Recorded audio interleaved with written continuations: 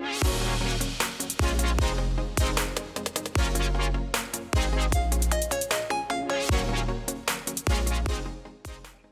name is Shan McGrail, and I'm the Executive Director of Haltech Regional Innovation Center.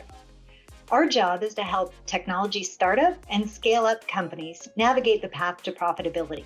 And we do that through education, advisory support, and strategic connections. I would like to see the startup technology ecosystem enable her by going from 15 to 50%.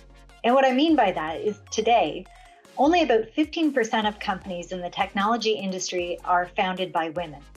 And I would like to see the right mentorship, coaching, and specialized supports in place to help women get to the point where at least 50% of the companies in the technology industry are started by women.